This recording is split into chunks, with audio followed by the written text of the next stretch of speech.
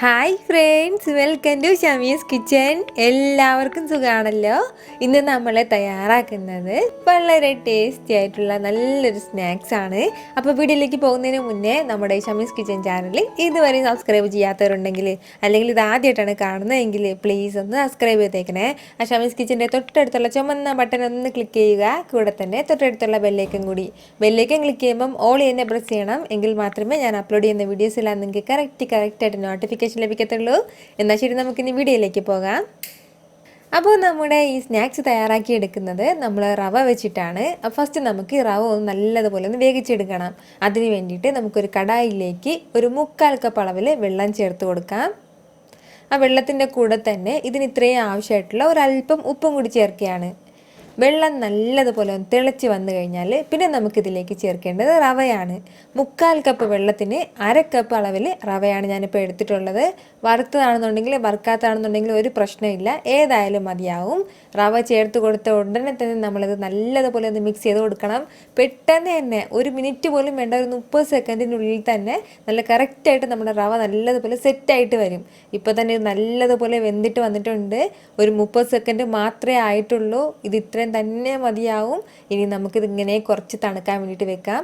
ഒരുപാട് സമയമൊന്നും തണുക്കാൻ വേണ്ടിയിട്ട് വെക്കണ്ട, ഒരല്പം മാത്രം ഒന്ന് തണുത്തിട്ട് കിട്ടിയാൽ മതിയാവും.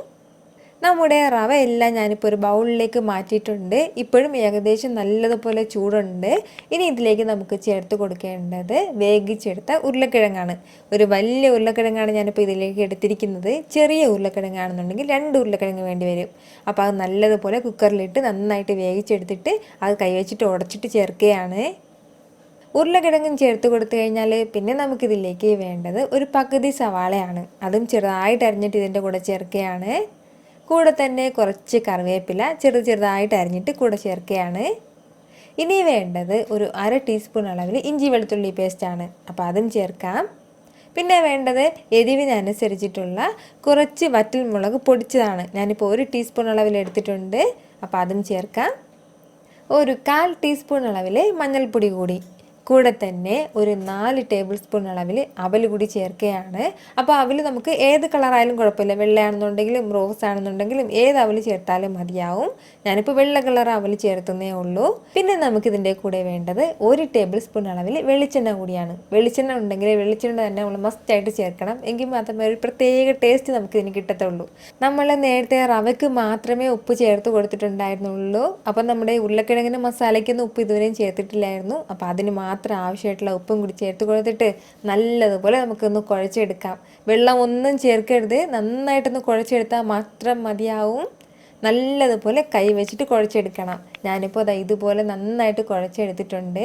ഇനി നമുക്ക് വേണ്ടത് നമുക്ക് ഇഷ്ടമുള്ള ഷേപ്പിൽ ഇതൊന്ന് റോൾ ചെയ്തെടുക്കാം.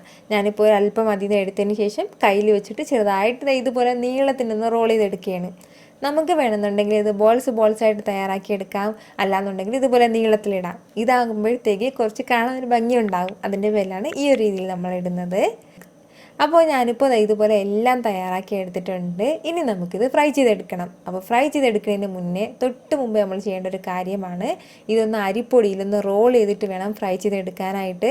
അല്ലാന്നുണ്ടെങ്കിൽ നമ്മൾ ഓയിലിലേക്ക് ഇടുമ്പോഴത്തേക്ക് ഇതെല്ലാം കൂടി പിരിഞ്ഞിട്ട് പോകും. അപ്പോൾ നമുക്ക് ഇതുപോലെ പിരിഞ്ഞു പോകുന്ന ഡൗട്ടുള്ള എന്തോ സ്നാക്സ് ആണെന്നുണ്ടെങ്കിലും നമ്മളൊന്ന് അരിപ്പൊടിയിലൊന്ന് റോൾ ചെയ്തിട്ടിടാണെന്നുണ്ടെങ്കിൽ അത് പൊടിഞ്ഞു പിരിഞ്ഞു പോവേ ഒന്നും ചെയ്യില്ല. അതൊരു ടിപ്സായിട്ട് നിങ്ങൾ വെച്ചിട്ട് ഏത് സ്നാക്സ് തയ്യാറാക്കുമ്പോഴും, നമ്മളിപ്പോൾ ബ്രെഡിലും ഉരുളക്കിഴങ്ങിലൊക്കെ തയ്യാറാക്കുന്ന ചില സ്നാക്സ് എല്ലാം ഓയിലിലേക്ക് ഇടുമ്പോൾ പിരിഞ്ഞു പോകും.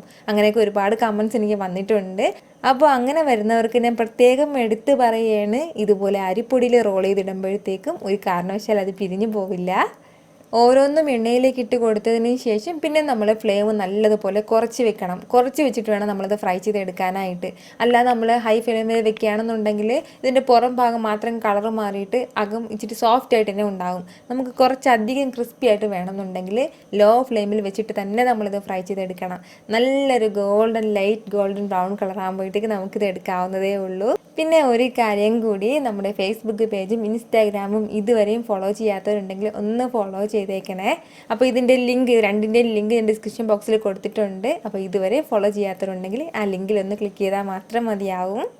വളരെ വളരെ ടേസ്റ്റി ആയിട്ടുള്ള ഒരു സ്നാക്സാണ്. നിങ്ങൾ ഇതുവരെ ഇതുപോലെ വെറൈറ്റി ആയിട്ടുള്ളൊരു സ്നാക്സ് കഴിച്ചിട്ടുണ്ടാവില്ല. ഉറപ്പായിട്ട് നിങ്ങളൊന്ന് ട്രൈ ചെയ്ത് നോക്കണം.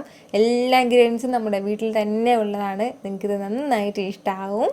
കൂടെ നല്ലൊരു ടൊമാറ്റോ സോസും കൂടി ഉണ്ടെങ്കിൽ പിന്നെ പറയാനുമില്ല. അപ്പോൾ നിങ്ങൾ ട്രൈ ചെയ്ത് നോക്കുമല്ലോ.